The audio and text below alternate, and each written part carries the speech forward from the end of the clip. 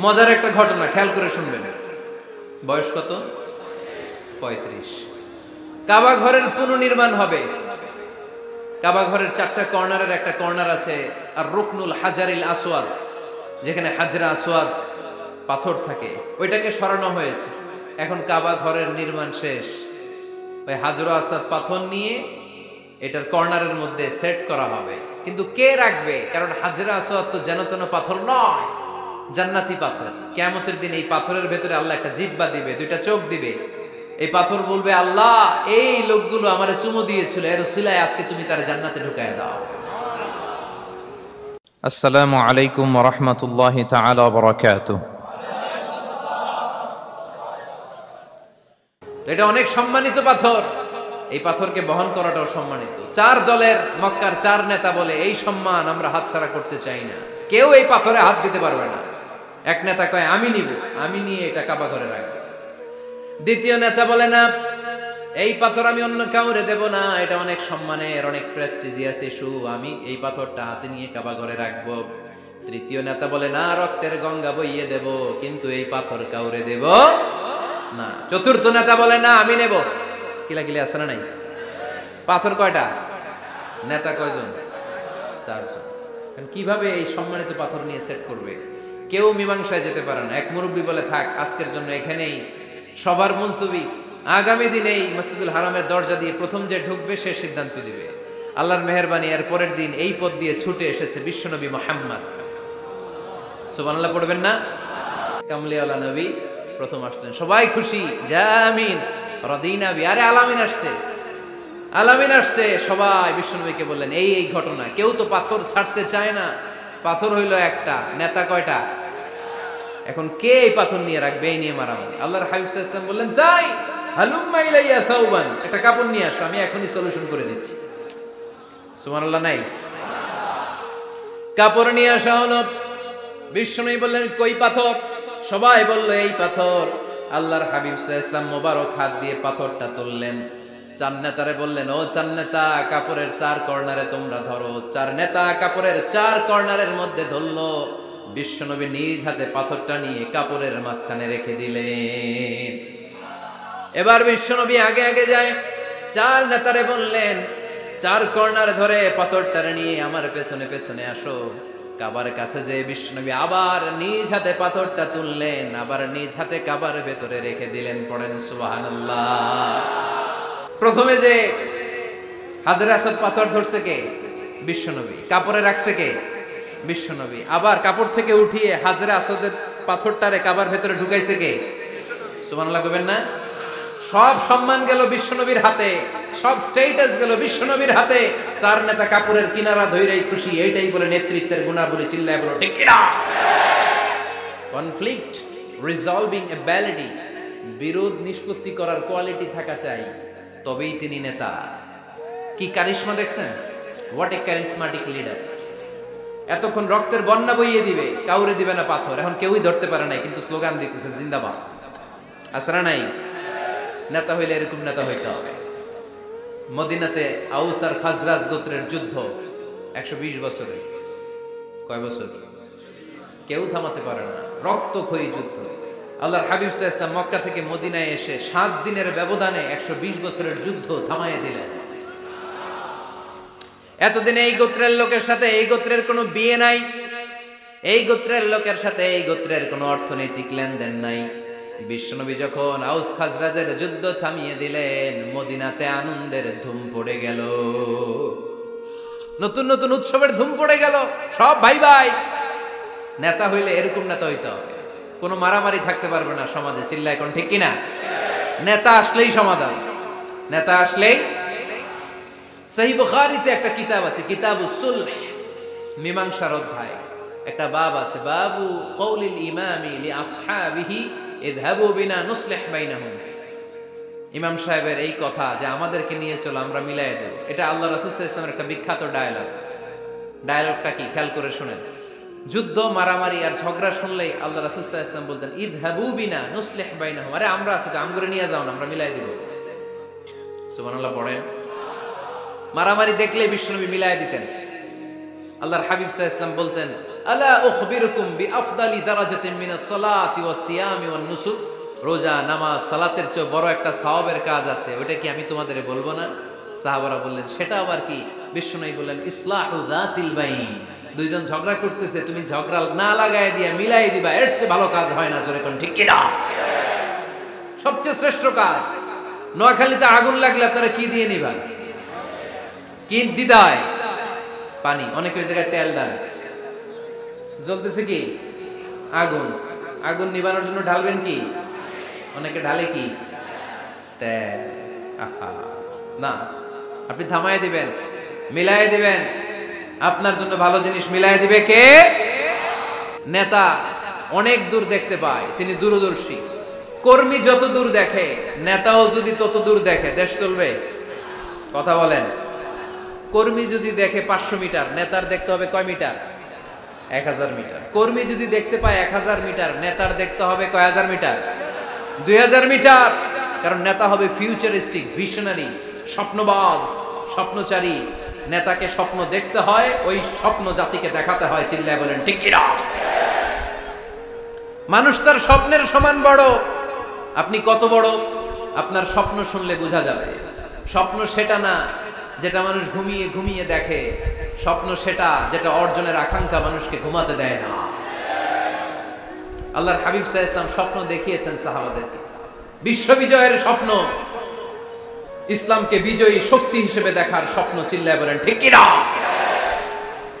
আল্লাহর হাবিব বলতেন ইন্নাল্লাহা জাওয়ালি আল আরদা ফারাআইতু মাশারিকাহা ওয়া মাগারিবাহা। আল্লাহ তাআলা গোটা বিশ্বটাকে ছোট্ট করে আমার সামনে দেখিয়েছে। আমি ফুটবলের সাইজের এই পৃথিবীর প্রাচ্য পাশ্চাত্য ডানে বায়ে সামনে পেছনে সবটাই দেখেছি। ওয়া ইন্না মুলকা উম্মতি সায়াবলুগু মা জুবিয়ালি। যত দূর আল্লাহ আমারে দেখিয়েছে, তত জায়গায় লা ইলাহার পতাকা পতপত করে একদিন উড়বে। কোন একদিন এদেশের আকাশে কালিমার পতাকা উড়বে। সেদিন সবাই খোদাই বিধান পে দুঃখ বেদনা ভুলবে। এটাই আমাদের স্বপ্ন। চিল্লায় বলেন ঠিক কিনা? স্বপ্ন দেখতে জানতে হয়। সুলহে হুদাইবিয়া চলতেছে, সন্ধি। 1400 সাহাবা নিয়ে বিশ্বনবী মক্কায় আসলেন উমরা করতে। কাফেররা বলে গো ব্যাক, অ্যাবাউট টার্ন, ফিরে যাও, হবে না। আল্লাহ রাসূল সাল্লাল্লাহু আলাইহি ওয়াসাল্লাম অনুরোধ করলেন, দাও না, উমরার নিয়ত করে এসেছি। ইজার আর রেদা পড়ে কাফেররা বলে না, আগামী বছর, এই বছর হবে না, চুক্তি করো।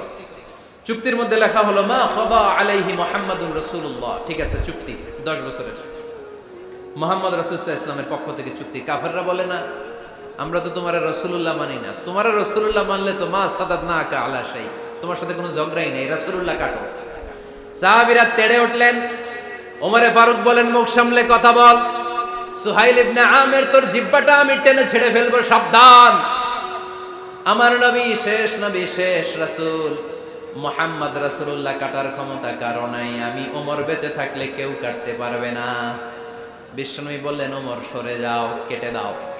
সুবহানাল্লাহ কইবেন না?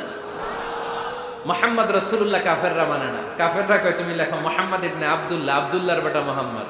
কারণ মুহাম্মদ রাসূলুল্লাহ যদি এই সন্ধিতে থাকে, চুক্তি তার নিচে আমরা সিগনেচার করি, তার মানে এটাই প্রমাণ হয়ে যায় আমি তোমাকে রাসূল বলে মানি। আমরা কাফেররা তোমাকে রাসূল বলে মেনে নিয়েছি। নো, তোমরা রাসূল বইরা মানলে তো খেলা এখানেই শেষ। কাটো, রাসূলুল্লাহ লেখা যাবে না, লিখতে হবে আব্দুল্লাহর বেটা মুহাম্মদ। কোন সাহাবারা রাজি হয় না। কথা শুনতেছেন? সাহাবারা বলে রক্তক্ষয়ী যুদ্ধ হবে, আমার নবীর নামের পরে রাসূলুল্লাহ লিখতেই হবে। বিশ্বনবী বললেন, কেটে দাও। কারণ সাহাবারা দেখতেছে এতটুকু, বিশ্বনবী দেখে অতটুকু। বিশ্বনবী অন্য প্ল্যানে আগাচ্ছেন। বিশ্বনবী ভাবলেন 10 বছরের যুদ্ধ বিরতি যদি হয়ে যায়, আমি আমার লোকদেরকে ঠিক করব। আমি তারবিয়া, তালিম, তাহজিব, তামাদ্দুন দিয়ে মদিনাটাকে একটা কল্যাণ রাষ্ট্রে পরিণত করব। আমি আমার ফোর্সকে সাজাবো, আমি আমার সাহাবাদেরকে প্রশিক্ষিত করব। এই 10 বছরের ব্যবধানে আমি গোটা বিশ্বকে ঝাঁকি মেরে কাঁপিয়ে দেব। কিন্তু সাহাবারা পড়ে আছে রাসূলুল্লাহর মধ্যে। সাহাবারা পড়ে আছে কই? সাহাবারা এর চেয়ে বেশি ভাবতে পারতেছে না। সাহাবারা বলে রাসূলুল্লাহ কাটা যাবে না। বিশ্বনবী বলেন, কেটে দাও। তার মানে নেতা কর্মী যদি দেখে 500 মিটার, নেতার দেখতে হবে 1000 মিটার। চিল্লায় বলেন ঠিক কিনা? নেতার 9 নাম্বার গুণাবলী, a leader should be very strategic. নেতাকে কৌশলী হতে হয়। কৌশল না জানলে উনি নেতা হতে পারে? বলেন। ডিপ্লোম্যাটিক কোয়ালিটি, কূটনীতি যদি না জানা থাকে নেতা হইতে পারবে? আল্লাহর হাবিব সাল্লাল্লাহু আলাইহি ওয়াসাল্লামের মতো বড় কূটনীতিবিদ পৃথিবী দেখেছে? কথা কর না কেন? দেখেন কি ধরনের স্ট্র্যাটেজি আমার নবী ফলো করতেন। আমার নবী যদি যুদ্ধ করতে কোথাও যেতেন, অ্যাটাক করবেন ডান দিকে, অ্যাটাক করবেন কোন দিকে? খায়বার অ্যাটাক করবেন, খায়বার ডানে। বিষ্ণুনবী বের হতেন মদিনার বাম দিক দিয়ে। যাবেন কই? ডানে। আওয়াজ করে বলেন যাবে কই? কিন্তু মদিনা থেকে বের হইতেন কোন দিক দিয়ে? বাম দিক দিয়ে। লোকেশন আর ডাইরেকশন কখনো কারোর সাথে শেয়ার করতেন না। উনি কই যাচ্ছে কেউ বুঝতো না। বাম দিক দিয়ে বের হয়ে অনেক ঘুরে তারপরে ডান দিকে যেতেন। সুবহানাল্লাহ পড়বেন না? অ্যাটাক করার সময় 3টা অপশন দিতেন, choose any of the options. যে বলতেন নাম্বার 1 আসলিম তাসলাম, ইসলাম মানো, ভাই ভাই আমার হৃদয়ে চলে আসো, তোমরাও ভাই আমরাও ভাই, দুনিয়াতেও শান্তি আখিরাতেও শান্তি। এটা যদি ভালো না লাগে, option 2 you pay the tax, we provide you the security. তোমরা ট্যাক্স দিবা, আমরা তোমাদেরকে সিকিউরিটি দিব। ইয়াতুনা আল জিজিয়াতা আন ইয়াদিন ওয়া হুম সাগিরুন, তোমরা জিজিয়া দিবা, আমরা সিকিউরিটি দিব। প্রথম অপশন মুসলমান হইলা না, আমাদের ভাইও হইলা না। দ্বিতীয় অপশন ট্যাক্সও দিবা না, কাফির থাকতে মনে চায় থাকো, খ্রিস্টান থাকো, ইহুদি থাকো, ধর্মান্তরিত হওয়া লাগবে না, খালি ট্যাক্স দিবা, ওইটাও ভালো লাগে না। 3 নাম্বার অপশন হচ্ছে the sword will decide what gonna happen among আস, তলোয়ার ফয়সালা করবে এখন কি হবে। সুবহানাল্লাহ কইবেন না? প্রথমেই যেই কোথাও অ্যাটাক করতেন বিশ্বনবী, সবসময় ডিফেন্সিভ মোডে থাকতেন, আত্মরক্ষার মোডে থাকতেন। আক্রমণ করা হলে মেনে নিতেন, ধৈর্য ধারণ করতেন। ধৈর্যের সীমা যখন ছাড়িয়ে যেত তখন বিশ্বনবী হাত তুলতেন। চিল্লায় বলেন ঠিক কিনা? যুদ্ধের ময়দানেও যখন সেনাপতি পাঠাতেন বলতেন খবরদার নারীদের গায়ে হাত তুলো না, বৃদ্ধাদেরকে মেরো না, শিশুদেরকে মেরো না, ওই এলাকার পাদ্রীদের গায়ে হাত তুলো না, ওই এলাকার গবাদি পশুগুলোকে হত্যা করো না, গাছপালাগুলো ধ্বংস করো না। তোমাদের বিরোধী যোদ্ধারাও যদি তলোয়ার রেখে দিয়ে হাত তুলে বলে আল আমান, সিকিউরিটি সিকিউরিটি, আমরা আমান চাই, নিরাপত্তা চাই, তাকেও মেরো না। সুবহানাল্লাহ পড়বেন না? গোটা বিশ্বকে সভ্যতা শিখিয়েছেন। মক্কা বিজয়ের পরে গণধর্ষণ করেন নাই, গ্রামকে গ্রাম তিনি জ্বালিয়ে দেন নাই, হাজার হাজার লক্ষ লক্ষ শত্রুকে এক বাক্য দিয়ে ক্ষমার ঘোষণা দিয়েছেন। চিল্লায় বলেন ঠিক কিনা? As a father, as a teacher, as a commander, as a leader, as a lawgiver, as a lawmaker, as a reformer of the society, Muhammad is the superman of the world. আওয়াজ করে পড়তে হবে আল্লাহু আকবার। বদরের প্রান্তরে বিশ্ব ইসলাম উপস্থিত হলেন। ওই যে কাফেরদের তাবু, কাফেররা আসছে 3 দিন আগে, মুসলিম সৈনিকরা পৌঁছলেন 3য় দিন। এসে বিশ্ব ইসলাম সবাইকে বললেন কত হতে পারে কাফের, কেউ বলতে পারে না। 2 জন রাখাল পেয়ে জিজ্ঞেস করলেন এই রাখাল কয়দিন ধরে আছো? আমরা 1 সপ্তাহ ধরে বদরে আছি। শুনতেছেন? শুনতেছেন? উনি বললেন ওই যে কাফেররা যে আসছে কয়দিন আগে? কয় 3 দিন আগে। 3 দিন আগে। কত হবে সংখ্যা? কলু কাসীর, অনেক। কত হইতে পারে? রাখাল 2টা কয় জানি না। আল্লাহ রাসূল সাল্লাল্লাহু আলাইহি ওয়াসাল্লাম চিন্তায় পড়ে গেলেন, কারণ ওনার যুদ্ধে অ্যাটাকের সিস্টেম ছিল শত্রু সংখ্যা কত এটা আমাকে জেনে নিতে হবে। সুবহানাল্লাহ পড়বেন না? অনেক কৌশল হাতড়িয়ে এবার বিশ্বনবী আবার রাখাল 2টাকে ডেকে পাঠালেন। বললেন কাম ইয়ানহারুনা কুল্লা ইয়াউম, ওরা আসার পর থেকে প্রতিদিন খাওয়ার জন্য কয়টা করে উট জবাই করে? এবার ওরা বলল প্রথম দিনে ইয়াউমান তিসআন, প্রথম দিন খাওয়ার জন্য উট জবাই করেছে 9টা। অফিল ইয়াউমি সানি 10, আর দ্বিতীয় দিনে উট জবাই করেছে 10টা। বিশ্বনবী বললেন তাই ইদান আল কওমু মা বাইনা 900 ওয়াল আলফ, তাহলে কাফেররা 900 থেকে 1000 এর মধ্যে হবে। কত ছিল কাফেরের সংখ্যা? বদরের যুদ্ধে কাফেরের সংখ্যা ছিল কত? 1000। কিভাবে নমুনা দেখে আলামত সংগ্রহ করতেন? ওরা কয়টা উট জবাই করেছে 2 দিনে? প্রথম দিন 9টা, দ্বিতীয় দিন 10টা। বিশ্বনবী হিসাব মিলাই ফেললেন যোগ বিয়োগ দিয়ে, কাফেরের সংখ্যা 900 থেকে 1000 এর মধ্যে হবে। হিসাব করে দেখা গেল 1000 সৈনিক এসেছিল সেই বদরের যুদ্ধে। চিল্লায় বলো আল্লাহু আকবার। স্ট্র্যাটেজি জানতে হয় না, তাকে কৌশল জানতে হয়। সর্বশেষ নেতার যে গুণ এটা বলে শেষ করব, সাকসেশন ম্যানেজমেন্ট। নেতা ভালো নেতা বানায়া যায়, ঠিক কিনা? A good leader produces a good leader. একজন ভালো নেতা তখনই ভালো নেতা যখন সে নতুন করে ভালো নেতা তৈরি করে দিয়ে যায়, ঠিক কিনা? সে যদি নতুন নেতৃত্ব তৈরি করে দিয়ে না যায়, সমাজ চলবে? চলবে। এটাকে বলে দি সাকসেশন ম্যানেজমেন্ট। আল্লাহ রাসূল সাল্লাল্লাহু আলাইহি ওয়াসাল্লাম ভালো সাকসেসর রেখে গিয়েছিলেন, এমন কিছু যোগ্য নেতৃত্ব তৈরি করে গিয়েছিলেন, উনার পরে টানা 30 বছর নেতৃত্ব নিয়ে মুসলিম উম্মাহকে এক সেকেন্ডও ভাবা লাগে না। চিল্লায় বলে মুসলমান, ঠিক কিনা? ভালো নেতা বানায়। নেতা খালি নেতৃত্ব দেয়, উনি কোনো নেতা বানায় নাই। এটা কি নেতা? কথা বলেন। এবার উত্তর দেন। আমার নবী ইন্তেকালের আগেই যোগ্য নেতৃত্ব তৈরি করে রেখে গিয়েছিলেন কি জান নাই? কাকে রেখে গেছেন? আবু বকর। আরহামু উম্মতি বি উম্মতি আবু বকর, এই উম্মতের সবচেয়ে রহমদিল। আর কারে রেখে গিয়েছেন? ওমর। আশাদ্দুহুম ফি আমরিল্লাহি ওমর, আল্লাহর জমিনে আল্লাহর দ্বীন বাস্তবায়নে সবচেয়ে কঠোর ছিল ওমর। ওনার ক্যারেক্টারিস্টিক এমন ছিল, কথার আগে হাত চলতো, জোরে কোন ঠিক কিনা?